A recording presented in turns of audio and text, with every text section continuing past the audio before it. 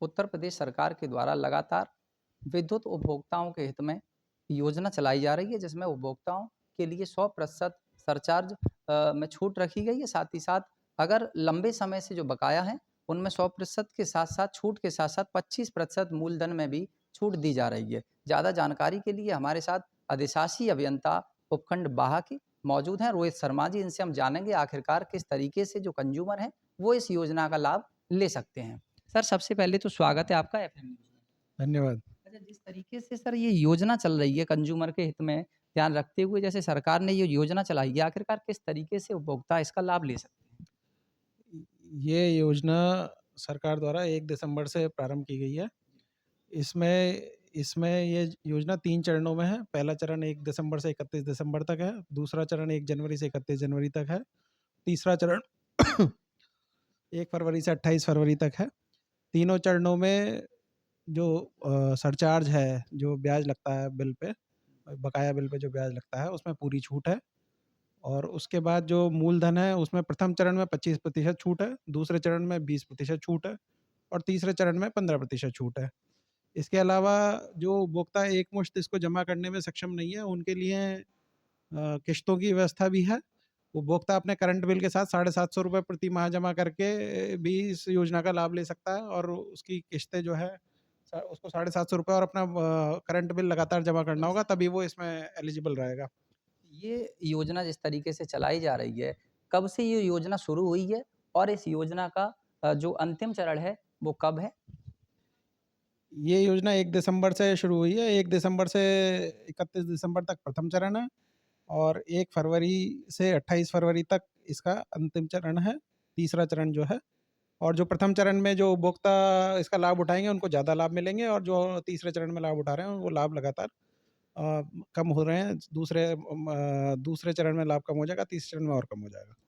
अच्छा सर, जिस तरीके से देखा जा रहा है, योजना लगातार चल रही है, उपभोक्ता यहाँ ओटीएस जो ओवरटाइम जो सर्विस चार्ज होता है, उसको भी कटा रहे हैं। उसके बाद अगर राजस्व की बात की जाए यहाँ, तो राजस्व अब तक कितना जो है वसूल लिया गया है? लगभग 2000 उपभोक्ताओं ने लाभ उठाया है योजना का और 1.5 करोड़ रुपए राजस्व के रूप में खंड में प्राप्त हुए हैं। अच्छा, अगर उपभोक्ताओं की बात करें, जिस तरीके से जो उपभोक्ता विद्युत चोरी वाले हैं और विद्युत चोरी के साथ-साथ उन पर एफआईआर भी दर्ज हुई है, तो वो किस तरीके से इससे समाधान पा सकते हैं?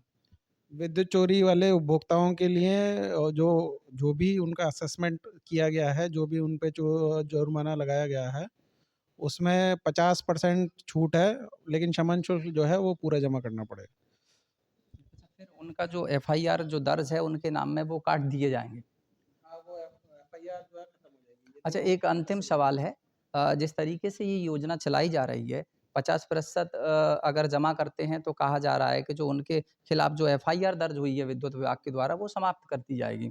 अब जिस तरीके से देखा जा रहा है, लोग-बाग जो उपभोक्ता हैं, कुछ ये सुनने में आ रहा है कि जिस तरीके से वो आरोप लगा रहे हैं कि ये योजना हमें नहीं दी जा रही है, ये बड़े-बड़े जो उपभोक्ता हैं जिनके बिल लाखों रुपए में बकाया है, केवल उन्हीं को इसका लाभ मिल रहा है, ये क्या है? कौन-सी वाली योजना की बात कर रहे हैं? थेफ्ट वाली, चोरी वाली या फिर जो है बकाया बिल वाली? 2 योजनाएँ चल रही है जी, ना? कई कई उपभोक्ताओं से हमारी इस विषय में बातचीत हुई, तो उनका यही कहना है कि हमारा बिल कम है, हम बाकायदा भरते आए हैं, लेकिन ये जो योजना चल रही है 100% सरचार्ज वाली और 25% माफ़ी वाली, ये केवल जो बड़े कंज़्यूमर हैं, केवल उन्हीं को मिल रहा है। नहीं, बड़े कंज़्यूमर्स की कोई बात नहीं है। इसमें जो अभी तक एलिजिबिलिटी थी पहले, वो जो कंज़्यूमर थे जिन्होंने 31 मार्च के बाद बिल नहीं भरा है, वो एलिजिबल थे। लेकिन अभी योजना में बदलाव हुए हैं और अब सभी जिन्होंने 31 मार्च के बाद बिल भर भी दिया है, वो लोग भी एलिजिबल हैं। यदि उनका बकाया बिल है तो, वो लोग भी इसके लिए एलिजिबल हैं। और जिन कंज़्यूमर्स के बिल पहले से ही बहुत कम हैं, वो योजना के लिए एलिजिबल नहीं है। अच्छा, क्या कहना चाहेंगे उपभोक्ताओं से एफएम न्यूज़ के माध्यम से, क्या कुछ अपील रहने वाली है? यही है कि सरकार ने बहुत ही अच्छी स्कीम लाई है। पहली बार जो है मूलधन में भी छूट मिल रही है। 25% आपका जो मूलधन है जो आपको जमा करना ही करना था, आज तक जो ऐसी छूट नहीं आई थी। पहली बार जो है 25% मूलधन में छूट आई है। ज़्यादा से ज़्यादा इसका लाभ उठाएँ।